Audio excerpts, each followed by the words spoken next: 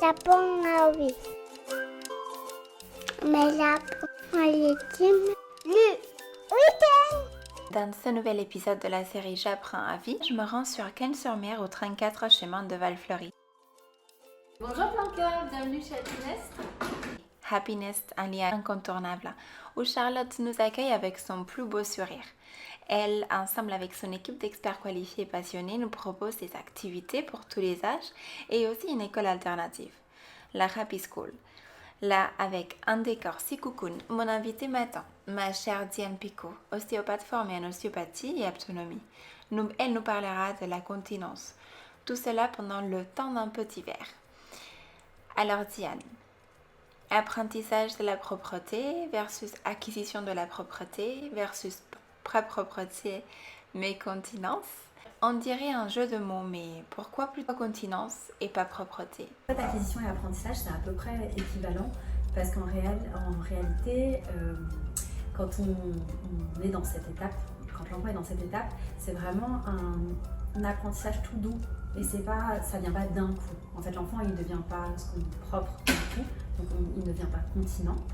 Et ce qui est plus important, c'est vraiment ce mot propre, propreté, et qu'on a transféré en continence. Parce que propreté, ça inclut forcément que l'enfant il est sale, d'un autre côté. Donc ça veut dire qu'avant, quand il faisait dans sa couche, il était sale. Et donc c'est pas très agréable pour l'enfant de croire qu'il est sale, et ça peut poser même une problématique derrière pour justement acquérir cette continence. D'autant que cette continence, elle ne dépend pas que de la volonté de l'enfant, elle dépend aussi d'autres facteurs de son corps, dans son évolution, de son âge, etc., de ce qu'il a comme acquisition avant. Est-ce que justement, il y a des signes qui font nous voir que l'enfant commence à être prêt pour cet apprentissage, acquisition, continence De la continence. Voilà, c'est la continence. Est-ce qu'il y a des signes physiques qui vont nous aider à savoir c'est quand le moment opportun pour sortir le pot? À ce moment, continuons-nous de proposer des couches? Oui, il y a des signes qui sont vraiment propres à chaque enfant. Ça va être par exemple, il va demander à plus porter la couche, ou il va commencer à dire qu'il a envie de faire pipi ou faire caca. Il va être, on va avoir un certain éveil ou un certain intérêt, nous observer beaucoup, comment on va aux toilettes, comment ça se passe. Et c'est vrai que par exemple, c'est intéressant d'aller aux toilettes, si la pudeur le permet, d'aller aux toilettes devant son enfant pour qu'il voit. Et ça peut être des bons moments pour commencer à proposer le pot, le réducteur, en fonction de l'enfant aussi, ce qu'il attend. On n'oblige jamais un enfant à aller sur le pot parce que ça peut plus créer des blocages, que ce soit physique ou psychologique même, et une attente en fait du parent vers l'enfant. Parce qu'il faut bien garder à l'esprit que la continence, c'est une acquisition, parce que en fait l'idée c'est qu'on a tous des sphincters. Et les sphincters, ils ne sont pas matures chez l'enfant. Et ce qu'il faut apprendre pour l'enfant, c'est pas du tout à bloquer le sphincter, c'est à le relâcher.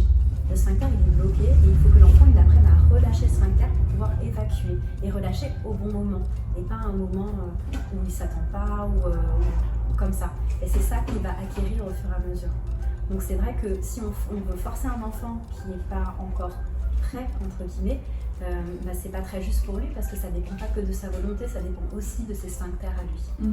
Peut-être qu'il y a l'observation de pendant un certain moment, il mouille pas sa couche par exemple pendant un temps de plus en plus important, il a des rythmes où il va plus facilement évacuer, relâcher ses sphincters. On parle souvent de la montée des escaliers, quand l'enfant essaie de monter et descendre les escaliers, et ça c'est pas mal remis en question. Alors c'est vrai que ça correspond à peu près à l'âge, mais c'est remis en question beaucoup parce que, en fait, quand les pédiatres ou les psychomotriciens parlent de ça, on pense tout de suite à l'enfant, il doit monter seul toutes les marches et descendre toutes les marches seul. En réalité, c'est juste quand il est capable de plus ou moins monter, même si c'est qu'un pied après l'autre et pas tout d'un coup. Et ça, en fait, ça dépend aussi de la motricité de l'enfant, qui peut être vraiment différent d'un enfant à l'autre. Mais après, il y a aussi tout le côté psychologique aussi. Est-ce que l'enfant il est prêt à lâcher son sphincter parce qu'il a un intérêt vraiment pour ça.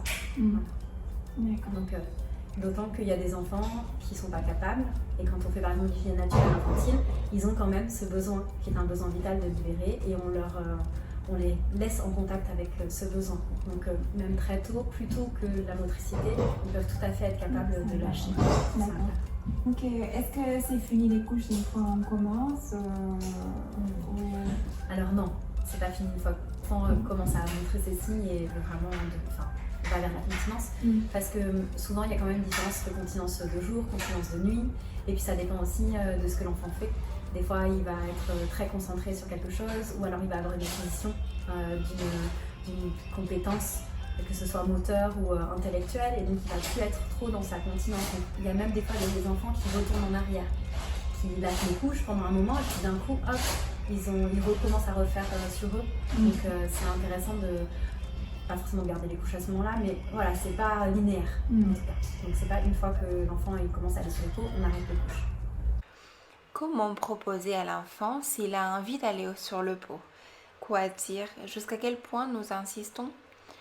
Féliciter l'enfant, rester neutre ou montrer notre déception quand des accidents se produisent? Quel est notre rôle en tant que parent ou professionnel? L'idée, c'est toujours de se garder à l'esprit que l'enfant, il ne fait pas pipi ou caca sur lui par volonté. C'est vraiment parce qu'il a le sphincter qui n'est pas encore mature complètement. Donc c'est intéressant de proposer effectivement régulièrement, surtout que l'enfant il a plus ou moins un rythme dans la journée quand même, des moments où il va éliminer plus que d'autres. Par contre, d'insister, c'est pas très intéressant et même souvent contre-productif. C'est un peu comme nous, hein, c'est des enfants, enfin des adultes miniatures. Donc si on nous dit tout le temps tu vas aller aux toilettes, tu vas aller aux toilettes, tu vas aller aux toilettes, au bout d'un moment, tu me saoules avec tes toilettes, donc ça va pas fonctionner. Donc c'est vrai qu'il y a vraiment ce rapport-là de proposer, parce qu'il peut oublier ce qu'il est en train de faire quelque chose et ne pas y penser, mais pas être insistant et que ça devienne vraiment de la pression. Voilà, il faut éviter ce côté pression. Et de la même manière, on évite aussi les mots comme bravo ou ah t'es nul, t'as fait pipi sur toi, t'es sale et tout, parce que l'un comme l'autre, en fait, ça met une notion de réussite ou d'échec.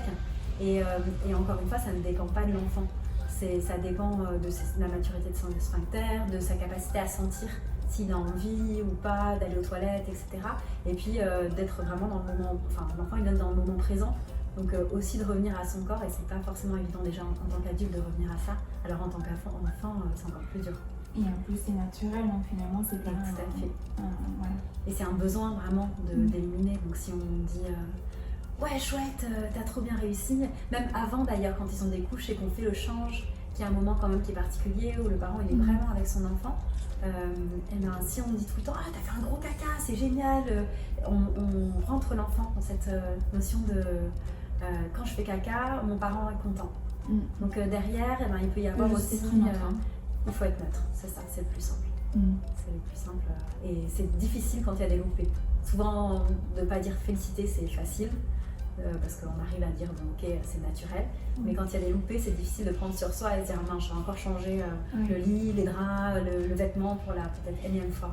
Et est-ce qu'à ce moment-là, quand il y a des loupés, comment on réagit en fait? Moi, j'ai trouvé que ce qui était intéressant, ce que j'aime bien faire, c'est de faire revenir l'enfant à son ressenti intérieur.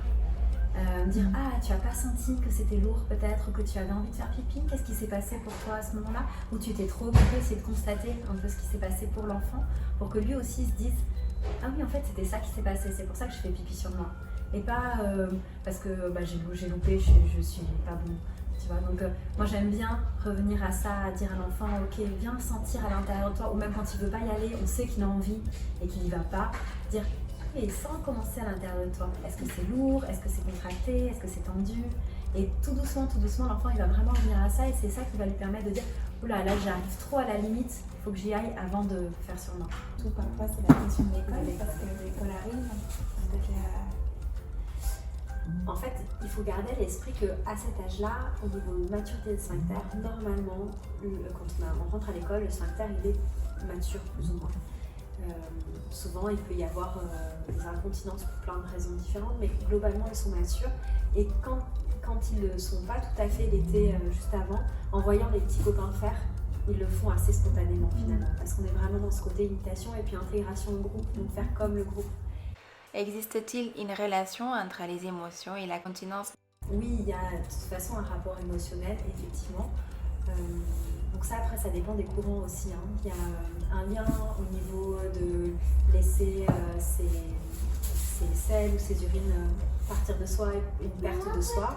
Ça, c'est émotionnel. C'est vrai que des fois, l'enfant, il peut aussi s'oublier parce que on est occupé à faire autre chose et puis il aimerait qu'on soit avec lui et c'est quelque part une façon d'attirer l'attention, mais je pense que c'est pas conscient, c'est vraiment inconscient. Il le fait pas volontairement pour que son parent vienne, mais d'une façon inconsciente, c'est un moment quand même de partage quand on est en train de changer l'enfant ou le rhabiller ou les habiller. Donc c'est vrai que ça peut être aussi intéressant de lui proposer d'aller plutôt sur le pot ou sur les toilettes en lui disant c'est aussi un moment qu'on a ensemble. Donc tu peux aussi de cette façon avoir, et on a vraiment ce rôle d'accompagnement du coup en tant que parent pour amener l'enfant à avoir ce moment. Et c'est un moment qui peut devenir en plus un moment d'intimité pour lui. Où les enfants ils aiment vraiment avoir leur endroit, suivant aussi la pudeur de l'enfant, pas avoir forcément les parents qui regardent ou quoi. Donc il y a tout ça qui peut se mettre en place. Donc je crois que l'émotionnel, ça dépend vraiment des enfants et de la situation familiale, mais oui, ça peut avoir un impact bien sûr sur l'élimination et la façon d'éliminer, mais aussi vraiment cette idée des fois juste les enfants ils sont trop dans leur bulle et dans le moment présent et ils oublient. Comme nous, le nombre de fois où on ne va pas aux toilettes alors qu'on devrait, on a envie et puis on repousse, sauf que nous, nos sphincters sont vraiment matures et là on ne le sent pas. Quel matériel proposer? Au niveau habillage, vraiment des choses qui sont pratiques, parce que c'est la base pour tout le monde en fait. Donc plutôt des vêtements qui s'enlèvent facilement, avec des élastiques, pas de ceinture, des choses comme ça, même pour l'enfant, pour son autonomie, parce qu'il aime bien faire seul, surtout à ces âges-là. Et puis ensuite, il y a plusieurs solutions, il y a le pot, le réducteur, même les lunettes qui se rajoutent à la lunette des parents. Déjà, il faut que ce soit le plus possible physiologique pour faciliter l'élimination. Donc si on prend un pot, il faut toujours veiller à ce que les genoux soient plus hauts que les fesses chez l'enfant. Donc ça c'est important. Ce qui est plus difficile à retrouver quand on prend un réducteur, parce que souvent l'enfant il a les jambes pendantes. Donc il y a des réducteurs avec des marches intégrées, ce qui est pas mal parce que l'enfant il peut vraiment aller quand il veut. L'avantage du pot c'est qu'il a accès en fait au pot. Les toilettes il est obligé de demander à un adulte. Donc quand on a le réducteur avec les marches intégrées, ça aide. Et souvent les marches sont assez hautes, la dernière marche est assez haute pour avoir les genoux plus relevés. Mais si on peut veiller à ça vraiment, les genoux plus haut que les fesses, pour les adultes c'est pareil. Ça permet vraiment de libérer les sphincters plus facilement et d'éviter la constipation, de pousser. Donc ça c'est bien pour l'enfant. Et après, pour réducteur, ça dépend des enfants. C'est vraiment le choix de l'enfant, ça peut dépendre des lieux. Donc c'est intéressant de ne pas presser l'enfant parce qu'elle est entrée à l'école, parce que ça va se faire des fois dans la semaine ou les 2 semaines qui suivent ou le mois qui suit.